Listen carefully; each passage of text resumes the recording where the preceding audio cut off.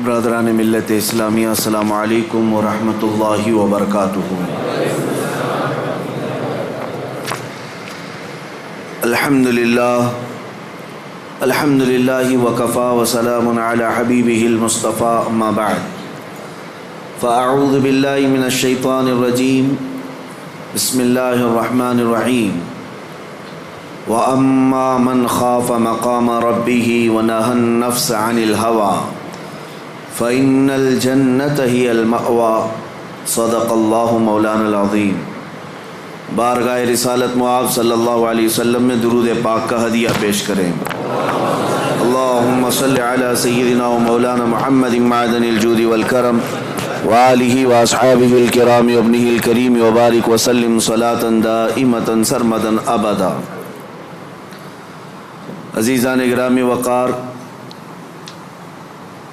آج بڑی خوشی و مسرت کا دن ہے کہ یہ مقدس گھر مسجد پاک ایک اللہ کے ولی سے منسوب مفتی اعظم ہند رضی اللہ تعالیٰ عنہ کی یادگار مسجد، جس کو کئی دنوں کی محنت شاقہ کے بعد سجا سنوار کر کے دلہن بنا دیا گیا ہے، اور ہم اپنی تیاریوں میں اور اپنے گھروں میں جب کبھی نئی تعمیر کرتے ہیں تو لوگوں کو بلا کر کے دعوت کرتے ہیں، کھانا کھاتے ہیں اور کھلاتے ہیں، اور اللہ کے گھر کو جب سجایا جائے تو حقیقی دعوت یہ ہے کہ ذکر کی غذا کھلا دی جائے۔ اللہ رب العزت کے ذکر سے مسجدوں میں بھر جاتی ہیں اور ان کا حق ادا ہوتا ہے، کیونکہ مساجد ذکر اللہ کے لیے ہی ہیں۔ قرآن میں اللہ فرماتا ہے وَمَنْ أَظْلَمُ مِمَّنْ مَنَعَ مَسَاجِدَ اللَّهِ أَنْ يُذْكَرَ فِيهَا اسْمُهُ۔ اس سے بڑا ظالم آدمی کون ہے جو اللہ کی مسجدوں میں اس کا ذکر کرنے سے روکتا ہے؟ وہ سب سے بڑا ظالم ہے، اللہ کی مسجدوں میں اسی کا ذکر کرنے سے روکتا ہے، یعنی ذکر کے لیے مسجد ہے۔ میں سب سے پہلے مبارکبادی پیش کرتے ہوئے آگے بڑھتا ہوں۔ آج چونکہ ہماری بڑے دنوں کے بعد یہ روحانی مجلس قائم ہے، آج ہمارے دلوں کے سکون اور قرار کا وقت ہے، ہماری آنکھوں کی ٹھنڈک وہ ذکر کی مجلس ہے، اور ہماری روح کی غذا وہ ذکر کی مجلس ہے۔ میں دیکھ رہا ہوں مجلس میں آج اکثر و بیشتر وہی چہرے نظر آ رہے ہیں جو مدینہ جامع مسجد میں ذکر کی مجلس میں ہوا کرتے تھے۔ وہ اس لیے موجود ہیں کہ بھوکے کو جب غذا مل جائے وہ اس علاقے میں پہنچ ہی جاتا ہے، اور ذکر کی عادت کھانے سے بھی زیادہ عزیز ہوا کرتی ہے۔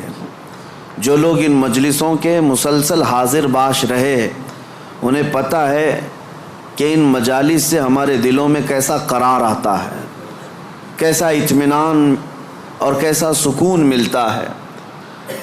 آج کی اس مسجد پاک کو، یقیناً مسجدیں نماز سے آباد ہوتی ہیں، کسی نماز کی امامت کے بعد یہ مسجد کی دوبارہ یعنی تعمیر نو کے بعد مزین کرنے کے بعد افتتاح ہو جاتی ہیں، لیکن میں شکر گزار ہوں اہل محلہ کا اور ذمہ داران مسجد کا کہ سجا کر کے انہوں نے 4 چاند لگا دیے ذکر کی مجلس کا قیام کر کے، اور اللہ کریم اس مجلس کو سدا قائم رکھے۔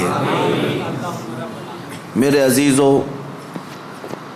میں نے قرآن عظیم کی ایک آیت تلاوت کی جو ہمارے ذکر کی مجالس میں خاص درس ہوا کرتا تھا، جلسوں میں بیان ہوتا ہے اور بھی دیگر جگہ پر تقریریں ہوتی ہیں، لیکن مجھے اندازہ ہے ذکر کی مجلس میں جو روحانیت ہوتی ہے وہ دلوں کے اندر اترتی ہے، اور ایک ایسا سما ہوتا ہے جس میں ہزاروں لوگ اپنے گزشتہ زندگیوں کی خرابیوں سے توبہ ضرور کر لیتے ہیں۔ قرآن کی ایک آیت میں نے پڑھی، اللہ فرماتا ہے وَأَمَّا مَنْ خَافَ مَقَامَ رَبِّهِ وَنَهَى النَّفْسَ عَنِ الْهَوَىٰ، اور وہ شخص جو اپنے رب کے حضور کھڑے ہونے سے خوف کیا، ڈر گیا، وَنَهَى النَّفْسَ عَنِ الْهَوَىٰ، اور خواہشات نفسانی کے خلاف کیا، نفس کچھ اور چاہ رہا تھا، تم اس کی طرف نہ جا کر اللہ کے حضور کھڑے ہونے کا تمہارے دل میں احساس پیدا ہوا، خوف آ گیا۔ اس کا اجر جانتے ہو کیا ہے؟ قرآن کہتا ہے فَإِنَّ الْجَنَّةَ هِيَ الْمَأْوَىٰ، تو ایسے آدمی کا ٹھکانہ تو جنت ہی ہے، اس کا ٹھکانہ سیدھے جنت ہے۔ خواہشات نفسانیہ یہ ہر ایک کو دی گئی ہیں، یہ انسان کے ساتھ ساتھ چل رہی ہیں، اسی سے جنگ ہماری پوری کنٹینیو موت تک چلتی رہتی۔ دنیا میں دوست بھی بنتے ہیں، دشمن بھی بنتے ہیں، دوست چھوٹ سکتے ہیں اور دشمن ختم بھی ہو سکتے ہیں، لیکن تمہارا نفس تمہاری موت تک ساتھ رہتا ہے، ہر گھڑی ساتھ رہتا ہے۔ وہ نفس ہمارے ساتھ ہے جس نے شیطان کو بھی گمراہ کیا۔ آپ سوچ سکتے ہیں ہر برے کام میں ہم یہ کہتے ہیں کہ شیطان نے بہکا دیا، شیطان نے بہکا دیا، یہی کہتے ہیں۔ نماز نہیں پڑھے، شیطان ورغلایا، بہکایا، صبح نماز میں نہیں آئے، شیطان سلا دیا۔ مجھے یہ بتاؤ، آدم علیہ السلام کو سجدہ کرنے سے جو شیطان نے انکار کیا، اس کو کس نے منع کیا؟ ساری دنیا کو شیطان بہکاتا ہے تو شیطان کو کون بہکایا؟ تو محدثین فرماتے ہیں یہ نفس امارہ ہے جو ہر ایک کے ساتھ ہے، یہ شیطان کو بھی ہرا سکتا ہے، وہ شیطان کو بھی شکست دیتا ہے، وہ سب کے ساتھ ہے، وہ سب کے ساتھ ہے۔ اس نفس کو، اس خواہشات کو اگر کوئی چیز دنیا میں کنٹرول کر سکتی ہے تو صرف ذکر اللہ ہے، اللہ کا ذکر اسے قابو میں رکھ سکتا ہے۔ باقی اس قدر خطرناک ہے خواہشات نفسانیہ کہ بعض لوگ یہ سمجھتے ہیں کہ جوانی ختم ہونے کے بعد بڑھاپے میں کوئی خواہش نہیں ہوتی، بلکہ بہت سارے بوڑھوں کو زنا کرتے ہوئے دیکھا گیا۔ اور میرے آقا صلی اللہ علیہ وسلم فرماتے ہیں روئے زمین کے سب سے بدترین لوگ ہوں گے وہ جن کی طرف قیامت کے دن اللہ نظر بھی نہیں فرمائے گا۔ کچھ لوگوں کے بارے میں حدیث میں ہے قیامت کے دن رب تعالیٰ ان کی طرف نظر بھی نہیں فرمائے گا۔ یہ کون لوگ ہیں جو بڑھاپے میں بھی جا کر گناہ نہ چھوڑ سکے؟ اور وہ کون سے بوڑھے ہیں جو بڑھاپے میں بھی نہیں چھوٹ سکے ان سے گناہ؟ یہ وہی لوگ ہیں جو خواہشات نفسانی کے غلام تھے۔ مولا علی کرم اللہ وجہہ الکریم فرماتے ہیں اللہ نے ہر ایک کے ساتھ نفس بھی دیا، عقل بھی دیا۔ نفس کیا ہے؟ تمہارے خواہشات، اور عقل تمہیں فیصلہ کر کے بتاتی ہے۔ لیکن حضرت علی کرم اللہ وجہہ الکریم فرماتے ہیں جس کا نفس عقل پر غالب آ گیا اس آدمی سے زندگی میں کبھی خیر نہیں ہوگی، وہ کوئی صحیح فیصلہ نہیں لے سکے گا۔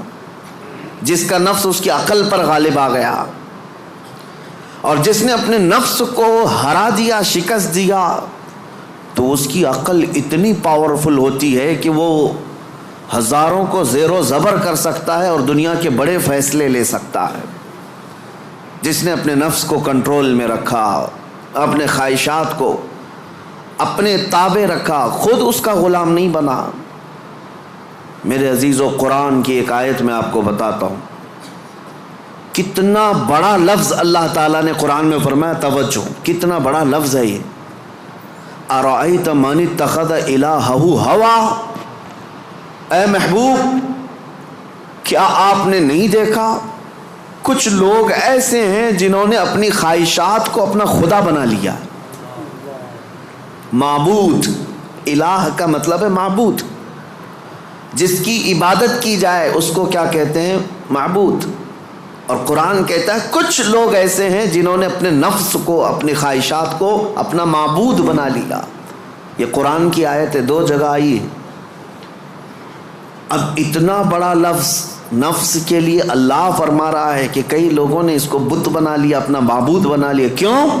اس لیے کہ یہ وہی کرتے ہیں جو ان کا نفس چاہتا ہے، تو گویا کہ اس کی عبادت کر رہے ہیں، خواہشات کی پیروی کر رہے ہیں۔ نفس صبح اٹھا گناہ کی طرف کھینچا، آپ چل پڑے گویا کہ اس کی عبادت میں لگے ہوئے ہیں۔ کبھی تو اسے شکست دو، کبھی تو اسے ہراؤ۔ رات کے وقت گناہوں کے اڈوں پر جانے کی جیسی خواہش ہوتی ہے، کیا اپنے آپ کو مارتے ہو؟ میں تمہیں بتاؤں، خواہشات تو بہت دور کی بات ہے، گناہوں کی خواہشات بہت دور کی بات